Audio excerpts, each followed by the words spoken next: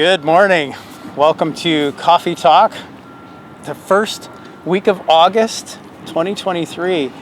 We are just amazed at how quickly this year is going, but one of the things that we're so excited about is that Chris is back, and he made it safely back. Yeah, we did.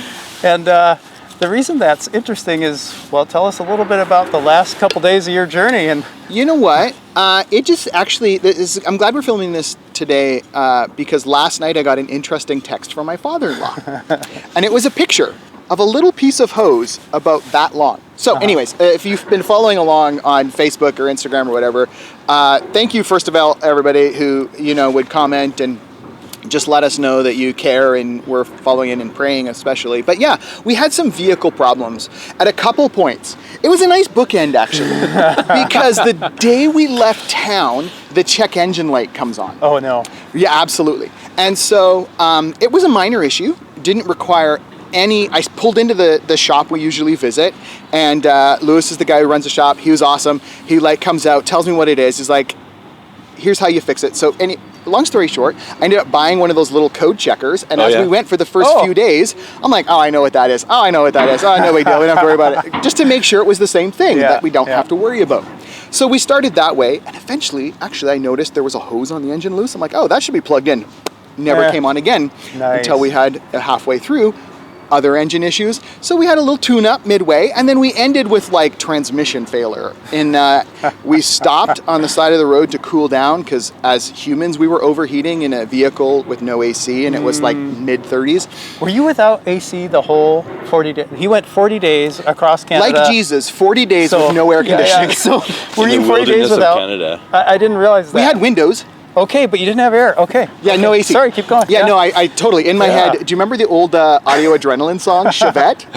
The line of the song is no AC and no FM. That was us. It was awesome. Okay. My kids didn't appreciate it. Yeah. So yeah, we had no AC, so we were dying, and we're like, the transmission was being a little funky, so I'm like, let's just cool everything down. And I looked underneath, and I'm glad I did, and I just saw transmission fluid. Oh, no.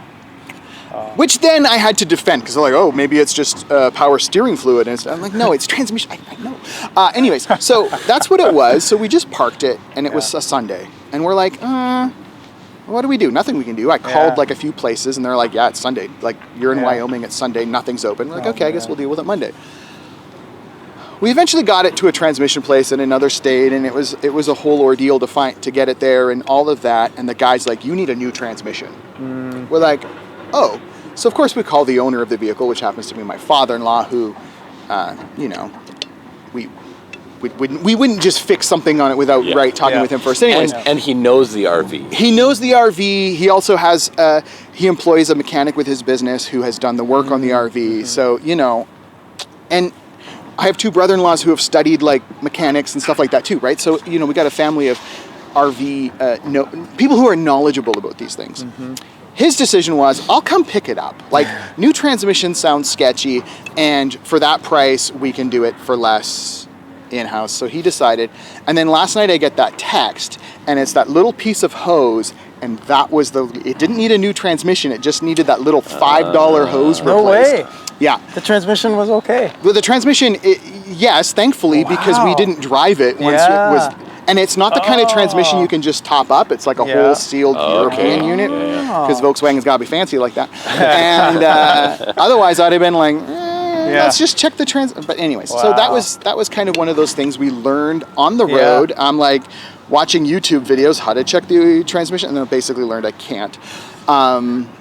Anyways, so thankfully, it's the fix is actually a whole lot cheaper than a brand new $9,000 transmission in US dollars. Anyways, so we got home. Yeah. It took us an extra couple days. Yep. It was a little bit of an ordeal, but we kind of made the most of it. Yeah. We had some fun, and as much as we might complain that I saw way too much of Eastern Montana, it was still we got to hang out. Kids got to swim in a pool. We actually, the drive in the tow truck right? We entered Montana in an air-conditioned cab for the first time. We were doing 80 miles an hour, like the fastest we had gone the whole trip in AC, and we're just kind of kicking back, and I'm like, this is really comfy. It might have been the nicest segment of drive of our whole trip. Just that's great. happened to be the most expensive, but that's okay. You know, it's part of the journey of a road trip. You know, it's not always going to go right. Yeah. And we get through it. So and that's why when Jeff says you got home safe and sound, it's like a big deal. Yeah. So you have 3 days? Something like that, of that journey, plus a couple of weeks before that you were on sabbatical, and now you're back. Right, and which also had its own road trip experiences, which we can get into at another time. So you have like all this packed into 2 months. Yesterday you were telling us, because we got to hear a little bit more, that it feels like you've been gone for 6 months because you packed so much 100%, in. Yeah. So how much journal do you have to sift through now? Like, is it a pretty thick journal? It is. Yeah. So you have all these memories to look back. Yesterday, you were telling us that while you were in Montana, you were cleaning up the RV a little bit, and you're like, oh, right, we did this, and oh, right, we did that. Right. And I do feel like the whole trip is a little bit like an onion, and every day a new layer gets unpeeled, and I go, like, so this morning, as I'm in the shower, I don't know why bumping my head came to mind, but I was thinking about, like, okay, so when we were in Nova Scotia, we got together with my cousin, and, you know, we were talking about the RV and stuff like that, and there was some interest, not so much on my cousin, but on her partner's part. He loved it. It was really fun. It's really fun to show it off. The amount of times people were like, that's amazing. I'm like, I wish it was mine. Like, we get into this park, this beach in New York, and there's 2 guys in their 50s in the parking lot, and they're just like in awe of the RV. Yeah. They're just like, that is the coolest thing, man. I'm like, thank you. So it was fun to chat, and they're just like, so anyways, when we're in Nova Scotia, I had to say, like, warning, if you're prospectively buying a Rialta, I hit my head. We were gone like 43 days. I probably hit it about 86 times. I think twice a day is a good average on the ceiling, because the ceiling is carpeted, which is fine. And I just got used to kind of walking around, rubbing my head on it, and then sticking with the static link. But so when we are plugged in to a 30 amp outlet, there is a rooftop air conditioner that works. Now you can't run it when you're doing 100 kilometers an hour down the highway, right? You got to be plugged in. So the one night when we were in Manitoba that we were plugged into a neighbor's 30 amp outlet, we could cool down with AC. That was a week into our trip. Kids were in the house. Sheena and I were like, let's turn the AC on. It was awesome. So anyways, but that sticks down about 1.5 inches, 2 inches.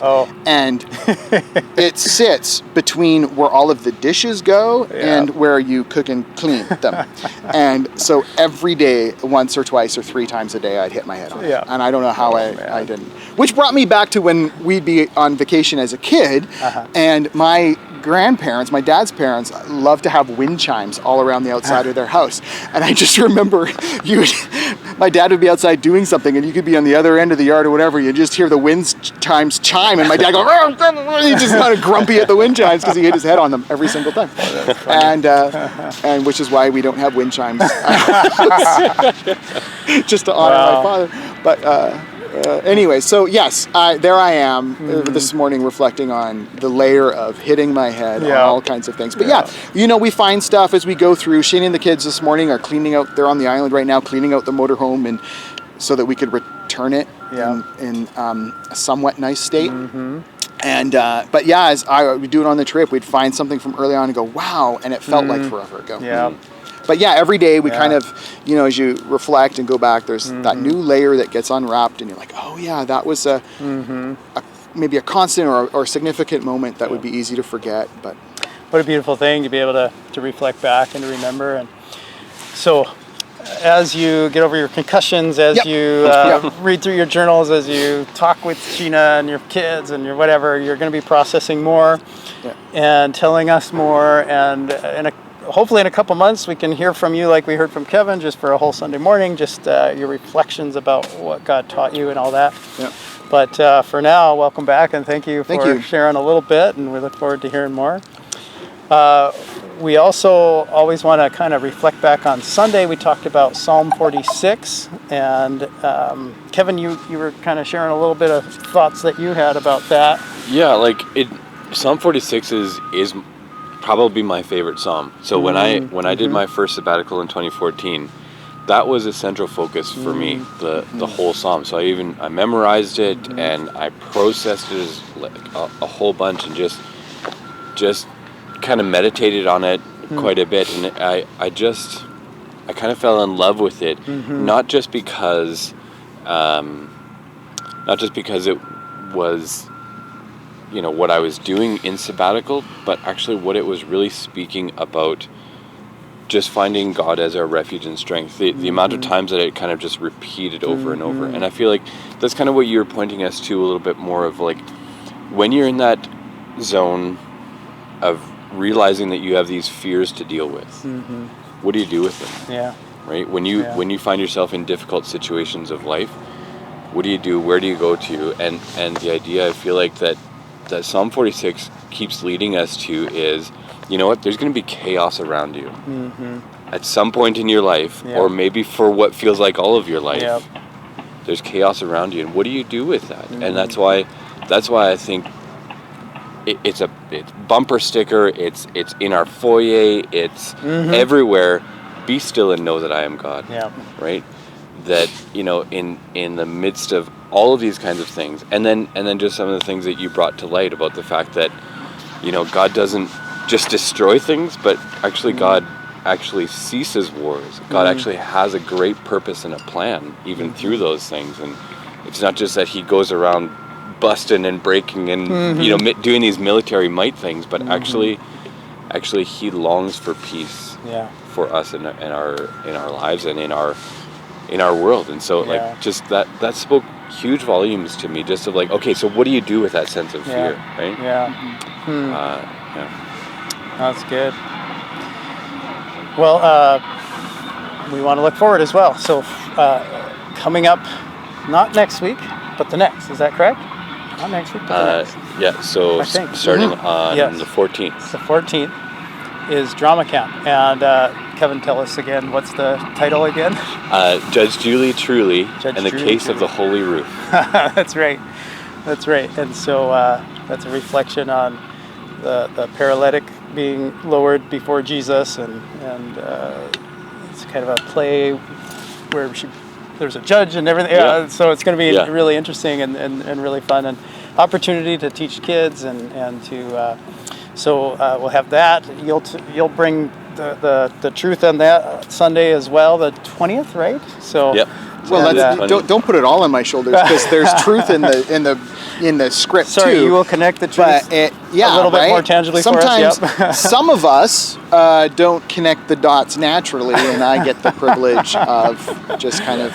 Or sometimes there's parents who, you know, I think they watch it and they enjoy it, but for the most part, they're waiting for their kid's special line. His line is coming. His line is coming, right? And this is a big moment, and you miss all that stuff, right? So sometimes that either going back and looking at it again, or okay, Chris kind of makes those two connections. Hey, pay attention. Well, that'll be a special week, a special Sunday. So that's kind of what we're really focusing on. There's a set being built in the auditorium. If you were there on Sunday, you saw it in the back covered. We will reveal that on that Sunday, and there's just been a lot of people doing a lot of work already. And Chris is back, and he's going 150 miles an hour towards that now as well. And so we're excited about that. But the reason we keep telling you is we just ask that you pray. There's 28 kids, I think? 31. 31 kids that are part of this drama. And then their families that many of them don't go to our church. And so we just pray for the truth of Jesus to be, and the love of Jesus to be revealed in this week to these kids and these families, and through the presentation as well, but it's all week. So I think that's all we wanted to tell you about. We hope that you're enjoying the beginning of August and kind of just slow down and notice the things around you, the beauty that we are a part of every day here in the Okanagan, but wherever you are. And and just enjoy the rest of the summer. So God bless you.